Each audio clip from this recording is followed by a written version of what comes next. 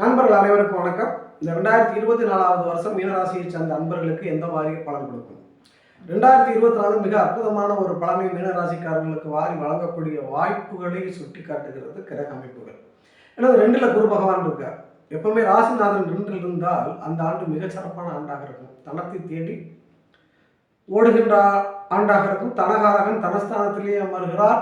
அப்ப பணம் இவர்களை தேடி வந்துவிடும் என்பதில் எந்த விதமான நிலைகளும் இல்லை. மீனராசியை பொறுத்த வரைக்கும் ஏழசனி விரயசனி இருந்தாலும் கூட இந்த ஆண்டு கிரக நிலைகள் அவர்களுக்கு மிக சிறப்பான ஆண்டாக அமைகிறது என்பதில் துளியளவும் சந்தேகம் இல்லை.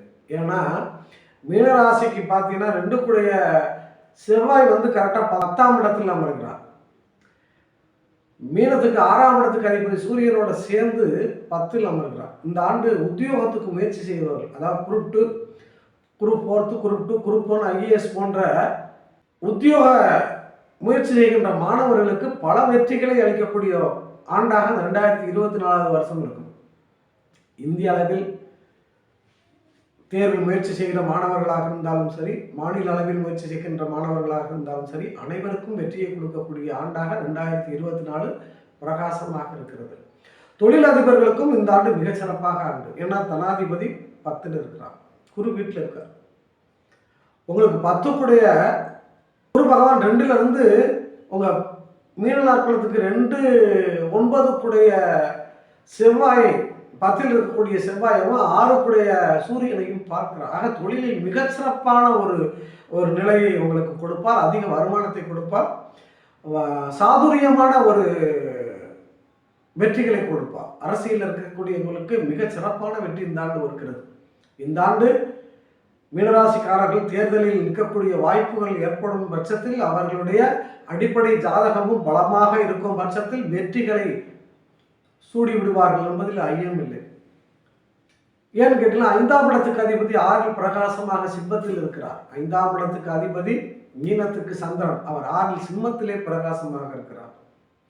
6ஆம் இடத்துக்கு அதிபதி 10ல் இருக்கிறார்.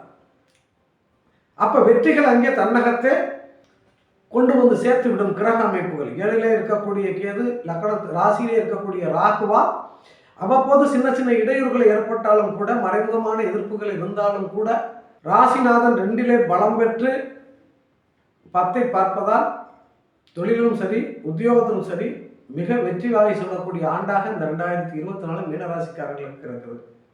7ஆம் இடத்தில் கேது இருக்கும் பொழுது நண்பர்களால் சில கஷ்டமும், 7 கிரகம் 9ஆம் இடத்திலே சுக்கிரனோடு சேர்ந்து இருப்பதால் மனைவி வழியால் சந்தோஷத்தையும் வாரி வழங்குவார்கள். இந்த ஆண்டு மிகச் சிறப்பான ஆண்டாக அமைந்திருக்கிறது. ஏன்னா 12ஆம் இடத்தில் சனி பகவான் ஆட்சி பெறுகிறார். சுப விரயங்களை கொடுக்கக்கூடிய ஆண்டு.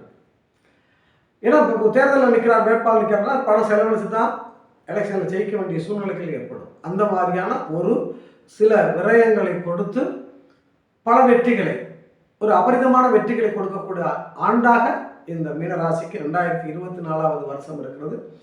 மாணவர்கள் மிகச் சிறப்பான வெற்றி அடைவார்கள். ஏன்னா குழந்தைகளை குறிக்கக்கூடிய கிரகம் குரு பகவான், அவர் 2ல் இருந்து 10ஐ பார்க்கிறார்.